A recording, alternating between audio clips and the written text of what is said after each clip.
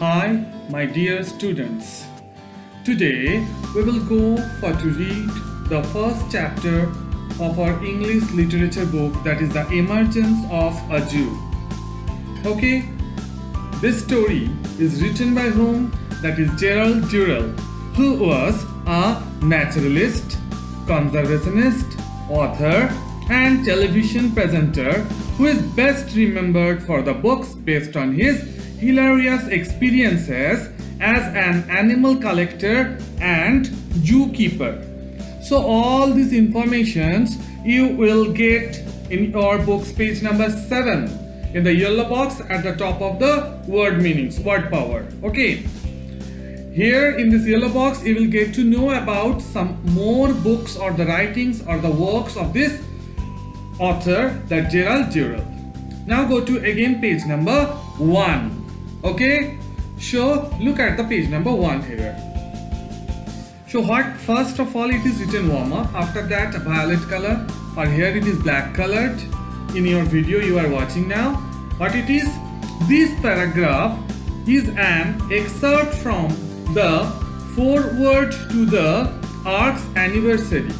That means excerpt, that means the whole story is not there, it is taken a little bit part, it is here, where Gerald Durrell describes how he realized his dream of a perfect Jew.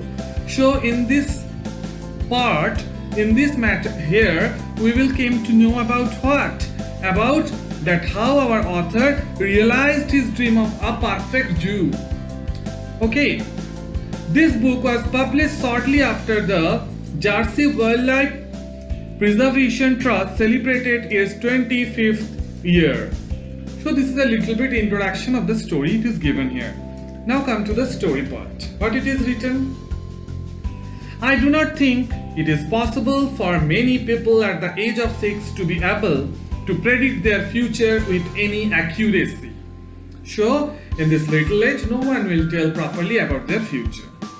However, at that age, I felt confident enough to inform my mother that I intended to have my own Jew, and moreover, I added magnanimously, I would give her a cottage in the grounds to live in. Okay, so I have that much courage that in this short or in this low age I can inform my mother that I have a great passion, intention to of my own Jew, where I can put some animals, maybe. Jew means that our author wanted to put some animals there.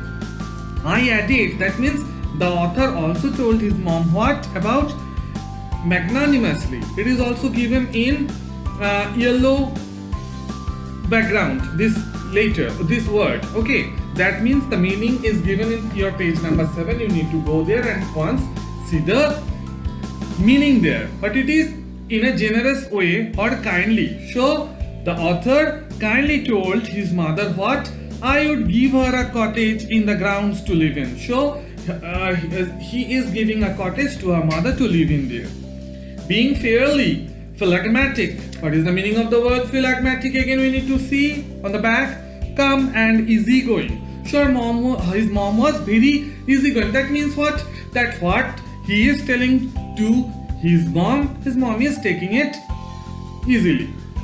She merely said she thought it would be lovely and promptly forgot all about it. She should have been warned, since from the age of 2 I had been filling matchboxes and my pockets with a wide variety of smaller fauna that came my way. But it means that now his mother is telling him about what?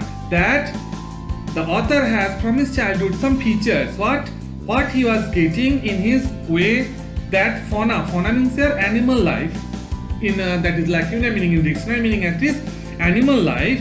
Okay, that means smaller animals or smaller insects maybe also he is putting in his pocket or matchboxes sometimes.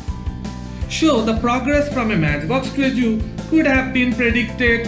So as a parent, okay, she can a little bit assume what? That when the author will be grown up, he may have the fascination of a Jew. Okay, predicted means that is about future. Assumption the author's mom can took. It is nice to record, though, that before she died, I had fulfilled my promise and taken her to live in my zoo, not in a cottage but in a manor house. What is the meaning of manor house? That is a large mansion on an estate. So, the author was able to know.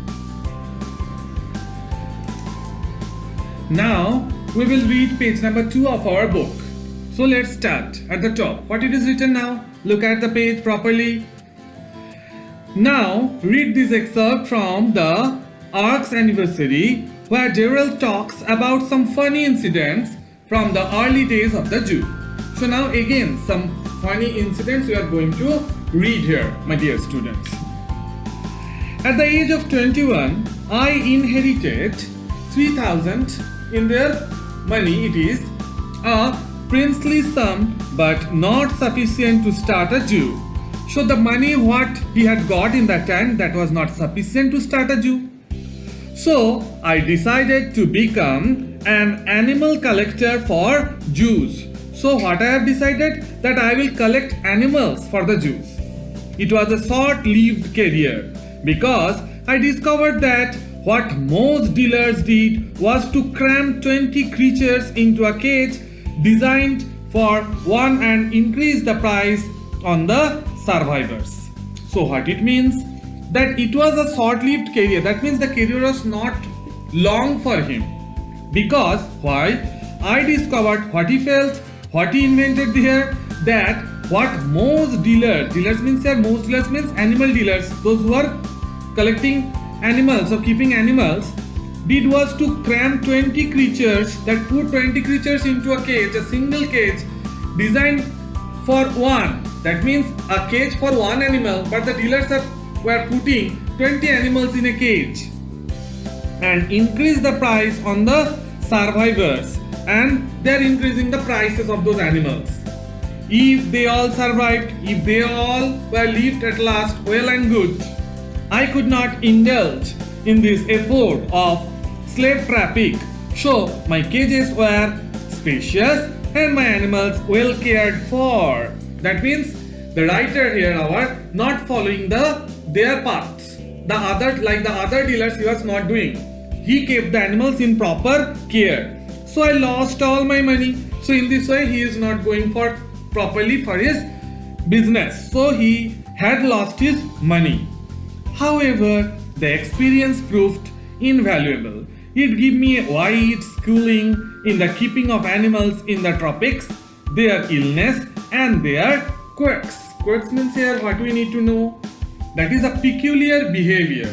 Okay, so our writer here felt this type of but the experience about this type of feelings here after keeping those animals. He taught me, this experience also taught him what? That Jews were not all that I thought them to be. So little bit idea about the Jew now had changed in the mind of the author. Then, penniless at my elder brother's insistence, I started to write. So elder brother's examples by taking, I started my writing. I was lucky. My first book was what they now call a smash hit. That means very nicely hit, very good hit. And I have been lucky that all my subsequent books have been equally popular. Subsequent, that means after the books that he had written became very popular. With this change in my fortunes, my thoughts turned towards again. That means he had got money, he is thinking about again some earlier thoughts. Now to the third paragraph of the page. On 14 March 1959, the Jhansi Zoological Park came into being. The first animal inhabitants were an assortment of beasts I had brought back from West Africa and stashed away in my sister's back garden in Bournemouth against the day they would become founding members of the zoo. So what it is? That is on 14 March 1959 his zoological park come into being. the first animal inhabitants, the first animals who are there were an assortment of beasts. Beast means you know the animals, wild animals sometimes we are thinking. Assortment. What is the meaning of this word assortment? That is a collection containing a variety of sorts of things. That is different kinds of beasts. I had brought back from West Africa. Where from he had brought back? From West Africa. And stashed away in my sister's back garden and put them and what saved them for the future use in my sister's back garden, where it is in the Bournemouth against the day they would become founding members of the Jew. That is, they are also becoming the member, okay, of the Jew. Who? All the matters, few sisters here. They were shipped to Jersey. So the animals were shipped to where? Jersey. And my sister's neighbors heaved. Heaved means here uttered a different kind of sound, a collective sigh of relief. So when I shipped all my animals where to Jersey, so the neighbors of my sisters, they get relieved here. Of course, for several months before the animals arrived, less augure's manor was a scene of frenzied activity. That means now the houses became now a wild type of or frantic type of activities place. Carpenters and masons rushed about laying cement and making cages out of everything they could get their hands on. So the carpenters, masons, they all are busy in making cages. Whatever they are getting in front of their hand, they are indulging their effort to make a Jew properly, the houses for the animals properly. We transformed the things people discarded as being of no further use into animal havens and settles. Cages ungainly and ugly but serviceable sprouted everywhere. That means we transformed the things people discarded as being of no further use into animal havens. So they are using some materials and made those Jews or the place for those animals properly that people are not using. With that things they have made the things and they have made those things like heaven-like things for the animals. Cages ungainly and ugly. So ungainly, what is the meaning of that? We need to go again in page number 7. What it is? Clumsy type of. Cages ungainly and ugly. Maybe sometimes it is clumsy and ugly also, but serviceable. We can service there and sprouted everywhere. That means the things are here and there. Okay, but it is not bad place for the living of those animals.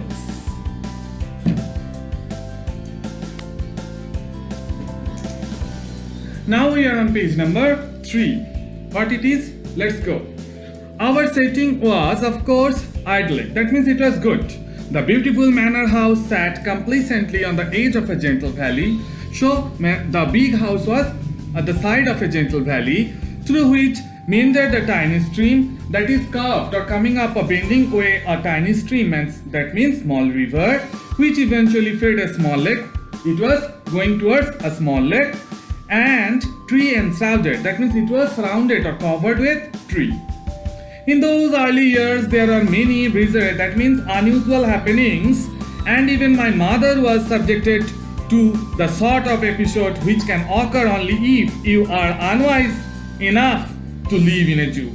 So if you are unwise, you will suffer for what? If you are living in a Jew, that means not properly you are in a Jew, that means you are taking care or you are look after a Jew or you are related to the Jew. You will suffer if you are not wise, as because those animals who are living in that Jew, they are little bit clever.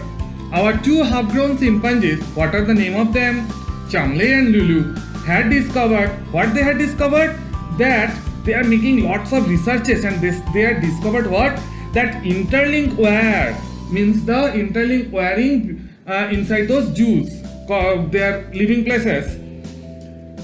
If you could find a free end, that upcutting part or free end of that wire could be unraveled like an old fair isle sweater and almost as quickly. Like sweater, if you are pulling one side of the sweater, it will it will open the whole sweater. They are also doing the same thing with the wear. This was proceeded to do one afternoon when no one was around. So they are doing some mischievous work when no one was there to see them. My mother, having just settled herself with a pot of tea in front of the television. So my mother was going through a leisure time with a cup of tea in front of the TV. Heard a pottery bang on the front door. That is, someone is banging on the door. Puzzled, so she was little bit confused. She went to open it and found what? Chamle and Lulu on the front of stairs. So they are present in front of the stairs. It was obvious from their demeanor that they had come to call. So again the yellow background word come to in our path. What it is? That demeanor. What it means? That is their behavior. So what the meaning is coming here? It was obvious for their behavior that they had come to call, were delighted to find her at home, and were in no doubt that she should greet them with the same enthusiasm. Enthusiasm means energy with which they were greeting her. So they are also thinking that as the monkeys are greeting the mom, so they are thinking that mother will also greet them in the same way. My mother measured 4 feet 8 inches high, and the chins came up to her waist. So they are coming near to my mother. My mother has measured their height also. The author is telling here. Not one to lose her head in a crisis, nothing daunted, she invited the apes in as she would. What it means then? Not one to lose her head in a crisis. That means they are enough clever, nothing daunted. She invited the apes. Apes means that towards the chimpanzees, indicating here.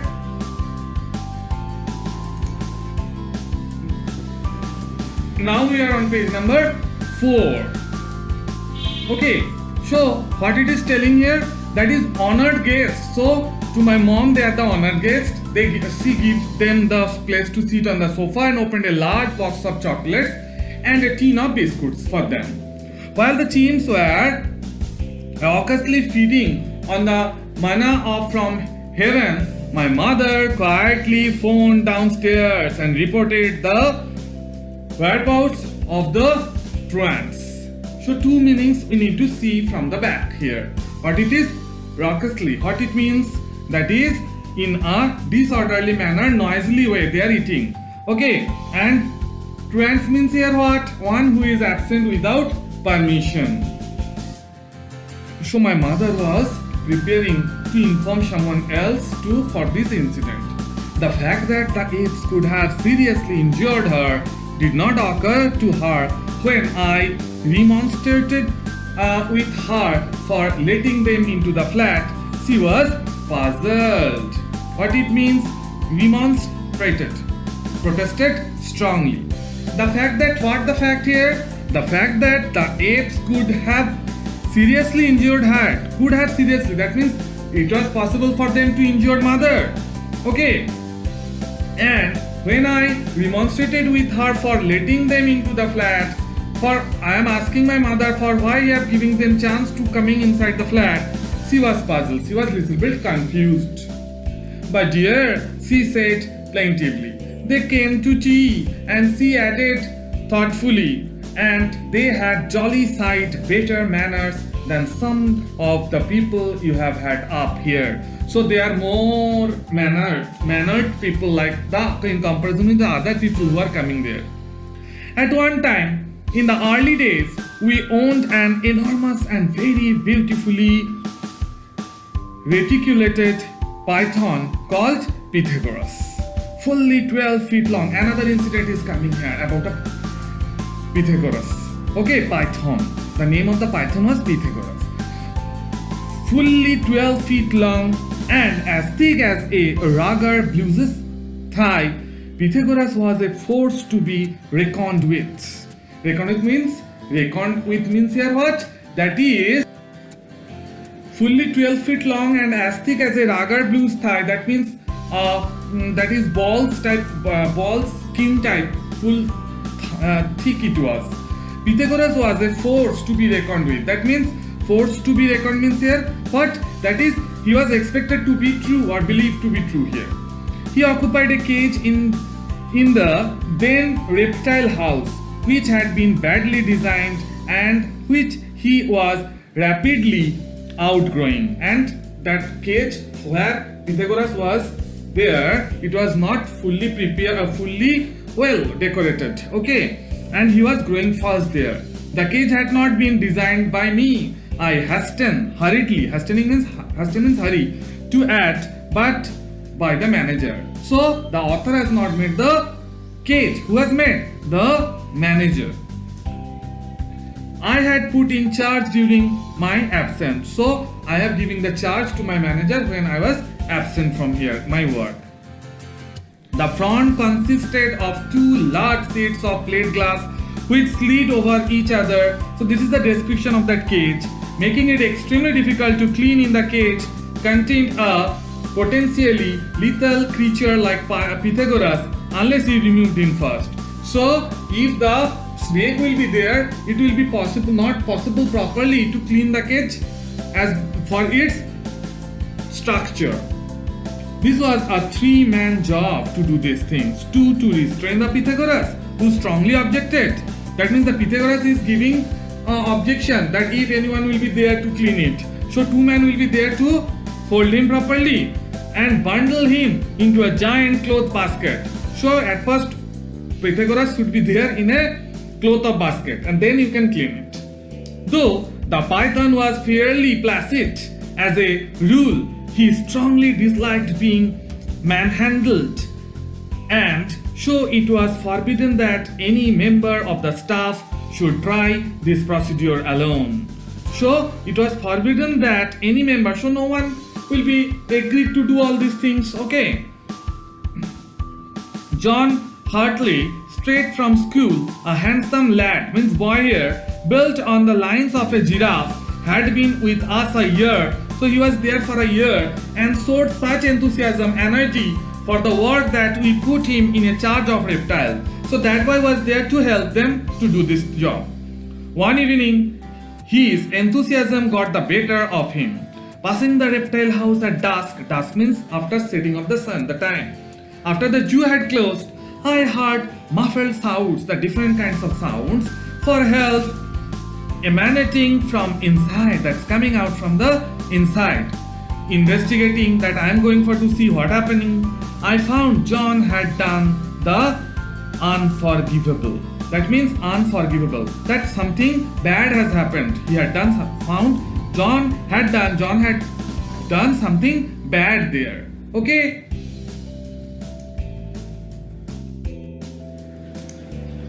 Now we are on page number 5.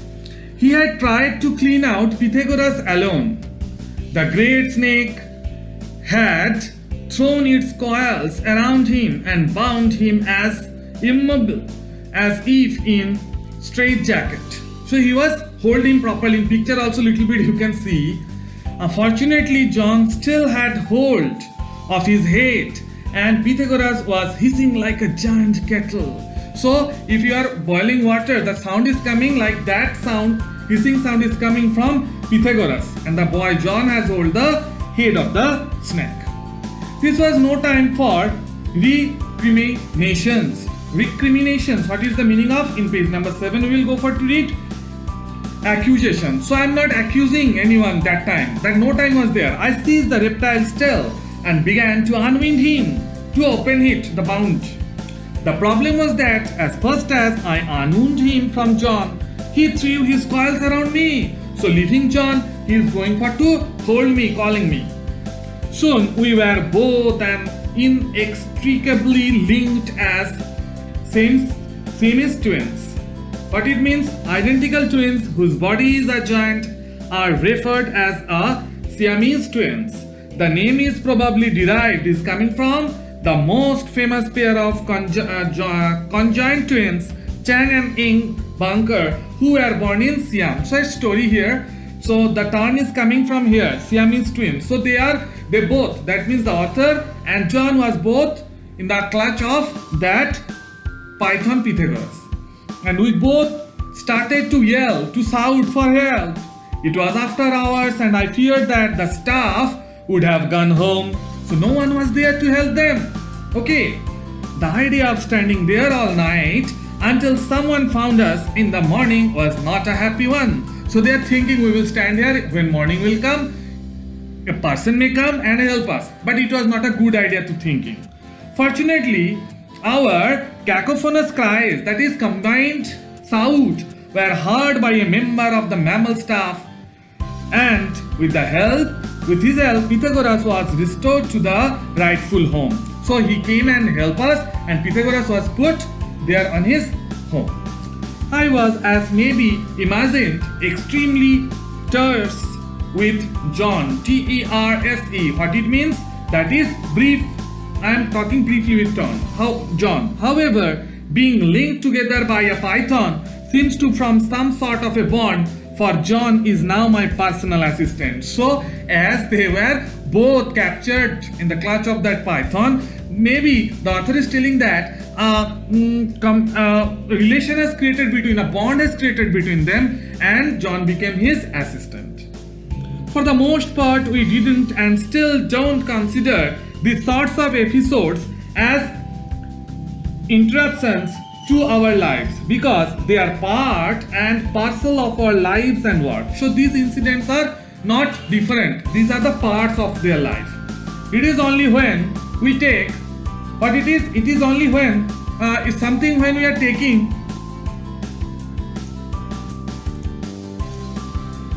So in page number 6, again what it is only when we take friends or acquaintances around the collection that it is brought home to us that to the average person we must lead a very bizarre existence, that is unusual existence, and yet in spite of thinking us eccentric, that is mad in the extreme, they are impressed. So when we are bringing our friends and relatives, maybe our acquaintances, knowing persons to the Jew, they are impressed with our work. They are not thinking us mad. Today, they see our glittering array of reptiles, snakes moving with infinitely more grace than a dancing girl, tortoises lumbering about like huge animated walnuts. So all these things they are looking there, they are observing in that Jew when they are coming to see that Jew. We show our friends, acquaintances what? Our wonderful collection of chocolate brown gorillas. So the color of the gorillas was what? Chocolate brown color. Growling like bears. The leader Jumbo like a sumo wrestler in far, but much more handsome and gentle as a kitten. So these are the description of the animals there who are in that zoo. They marvel at our tapestry of birds, that where the birds are living. Marvel, they are looking very curiously. Cranes as slim and elegant and as bears. Pigeons wearing plumage of multicolored soot silk. That is different color of feathers are also there. Should be flamingos moving slowly across the green sward like brown rose petals. So they are moving on the grass there with the rose petals, brown colored. Okay. They fall in love with our tamarins and marmosets, smallest of the monkeys, clad in brown, orange or black fur or a pelt that glistens like pure gold, that shining like pure gold. Tiny fragile animals moving like quicksilver through the branches, that these animals are moving like from here to there in the branches, delicate as birds and trilling and whistling like them. So very beautiful type of scenario is given here by the author Gerald Durrell here about the description of his zoo and its atmosphere there properly. Okay.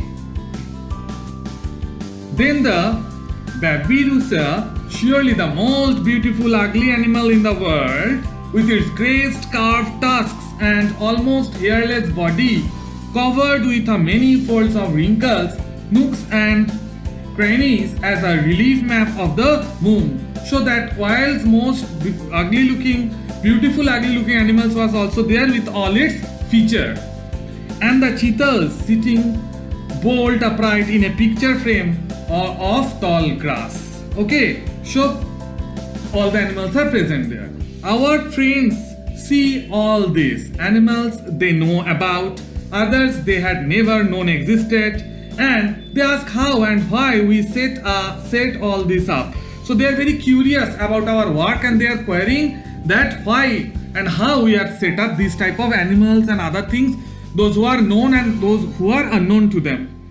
We answer that we have over 1,000 animals in the collection, and 90% of what we have shown them are creatures threatened with extinction. That means those animals are also there who are not in large number in the earth today, and that they come from all over the world. So Gerald Duret, the author, told them that he had collected all the animals throughout the world.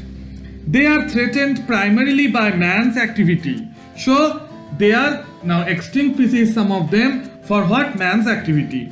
And their plight shows what we are doing to the planet. And there are things, these are showing that the wrong things we are doing with the planet.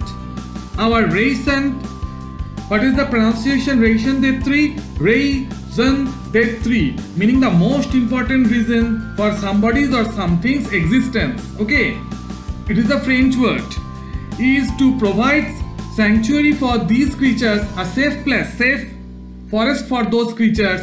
And this is the reason I wanted my own zoo. And for all this reason, I wanted what? That my zoo should be there where I can preserve all those extinct species also, as well as other animals also, where I can taking care them properly. So this is my inner intention, and that's why I have made this zoo that our author is telling here.